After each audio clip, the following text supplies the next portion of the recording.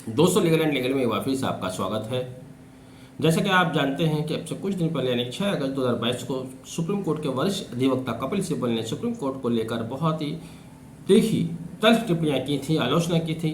खासतौर से supreme court द्वारा लिए गए कुछ निर्णयों के आधार पर उन्होंने कहा कि जिस तरह की सुप्रीम कोर्ट की कार्यप्रणाली है, अब उन्हें सुप्रीम कोर्ट से कोई विश्वास नहीं रह गया है, सुप्रीम कोर्ट के ऊपर कोई भरोसा नहीं रह गया है।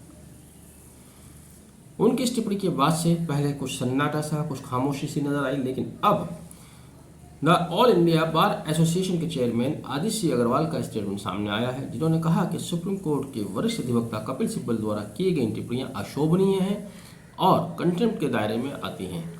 उन्होंने कहा कि कपिल सिब्बल एक वरिष्ठ अधिवक्ता हैं और उनको इस तरह की टिप्पणी नहीं करनी चाहिए। जब किसी अधिवक्ता या उसके साथी के विरुद्ध कोई निर्णय आता है तो अधिवक्ता उसकी आलोचना करते हैं, उनको बुरा लगता है, लेकिन कपिल सिब्बल से इस तरह की आशा नहीं की जा सकती। आदित्य अग्रवाल के इस स्टेटमेंट को आप यूं देख सकते हैं कि आज के बाद किसी भी दिन कपिल सिब्बल के ऊपर कंटेम्प्ट ऑफ कोर्ट का नोटिस सर्व किया जा सकता है, या यूं कहें कि उनके खिलाफ कंटेम्प्ट ऑफ कोर्ट का कार्यवाही या मुकदमा चलाया जा सकता है। लेकिन क्या ये पहली बार हुआ है जब सुप्रीम कोर्ट किसी अधिवक्ता ने उच्चतम न्यायालय की आलोचना की, या इससे पहले भी कोई ऐसे उदाहरण मिलते हैं? यदि आप इतिहास में जाएं तो इस तरह की घटनाएं पहले भी होती रही हैं, पहले भी इनका इतिहास रहा है, बहुत पहले से रहा है। इंदिरा गांधी के ज़माने से कुछ चीज़ें इस तरह की होती आई हैं। इमरजेंसी जब लगी तब भी उसके बैकग्राउंड में सुप्रीम कोर्ट या दूसरे न्यायालय की अवहेलना का मामला था।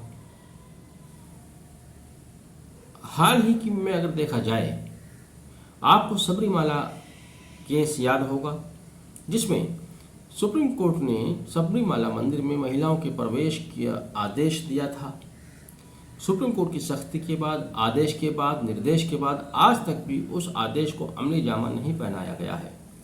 इससे बड़ी बात ये, उस समय कानून मंत्री रहे रविशंकर ने भारत के आधिकारिक चैनल पर आकर, सरकारी चैनल है डीडी न्यूज़, उस पर आकर कहा था कि सुप्रीम कोर्ट को अपने निर्णय देते समय लोगों की भावनाओं का ख्याल रखना चाहिए। अब भावनाएं कानून में आ जाती हैं, जबकि यहाँ आदित्य अग्रवाल कह रहे हैं कपिल सिब्बल के मामले में कि सुप्रीम कोर्ट भावनाओं से ऊपर होता है, भावनाओं से नहीं चलता है, कानून के दायरे में आता है।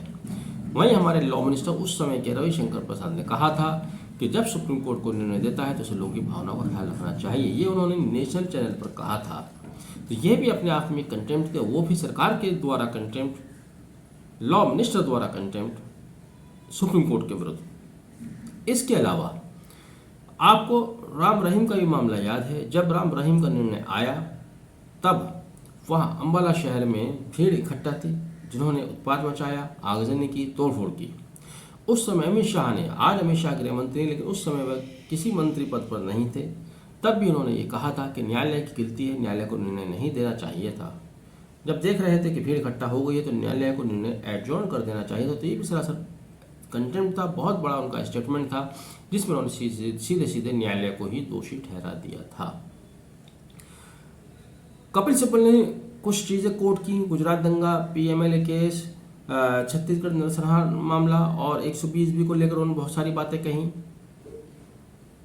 लेकिन मैंने जो आपको कुछ एग्जाम्पल दिए, वहाँ तो सरकार के द्वारा ये न्यायालय के निर्णयों की आलोचना की गई।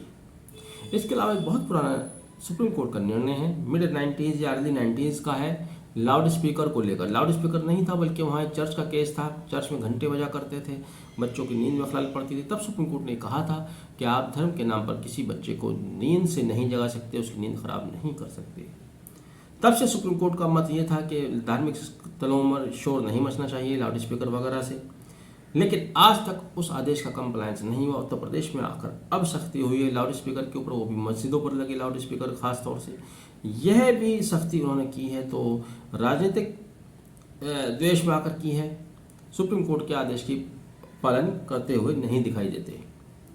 3 महीने पहले ईद थी, सभी अधिकारी सड़कों पर इकट्ठा हो गए, पुलिस सड़कों पर उतर आई, कहा कि सड़कों पर नमाज नहीं होगी, क्योंकि उत्तर प्रदेश सरकार का दबाव था।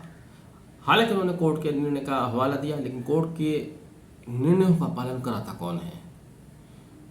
उसके 3 महीने बाद कांवड़ यात्रा हुई, सारी सड़कों पर आपने देखा। और जैसे कि भारत में तो आए दिन त्यौहार रहते हैं, सड़कों पर होते ही हैं, उनको सड़कों से हटाया जाना मुमकिन भी नहीं है। लेकिन जब सरकार ने चाहा तो नमाज नहीं होने दी, उसी सरकार ने चाहा तो कांवड़ियों के ऊपर एसएसपी डीएम ने फूलों की वर्षा की। तो न्यायालय के निर्णय को किस तरह से साइड कर दिया जाता है, चाहे वह सबरीमाला मामला है, चाहे वह सड़क घेरने का मामला है, चाहे लाउड स्पीकर का मामला है, या वो मामले जो कपिल सिब्बल ने अपने स्टेटमेंट में उठाए।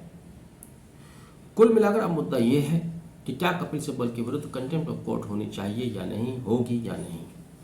लगता ऐसा है कि उनके विरुद्ध कंटेम्प्ट ऑफ कोर्ट जरूर होगी, क्योंकि कपिल सिब्बल द्वारा दिया गया स्टेटमेंट एक वकील और सुप्रीम कोर्ट तक का मामला नहीं है, बल्कि एक राजनीतिक मामला है। चूंकि वह खुद कांग्रेस के लीडर रहे हैं और अभी भी हैं, भले किसी भी पार्टी के द्वारा नॉमिनेट होकर वो राज्यसभा में चले गए हों, उन्होंने खुद कहा हुआ अभी कांग्रेसी हैं। कांग्रेसी होने के अलावा वह स्वयं लॉ मिनिस्टर रह चुके हैं। जैसे कि उन्होंने 120B का मामला उठाया, जो कि नियुक्ति का मामला उठाया, वो चीज़ें उनके समय में भी थी। तब उन्होंने इस मामले को क्यों नहीं सुधार किया? जब तो वह मंत्री थे, अपने विभाग के मालिक थे, तब वह चीज़ें कर सकते थे, लेकिन नहीं। आज वो विपक्ष में हैं तो आज उनको वो चीज़ें दिखाई दे रही हैं, इसलिए वे उंगलियां उठा रहे हैं, खुले मन से बोल रहे हैं। बहरहाल जो भी हो देखेंगे, लेकिन लगता यह है कि उनके विरुद्ध कंटेम्प्ट की तैयारी हो रही है।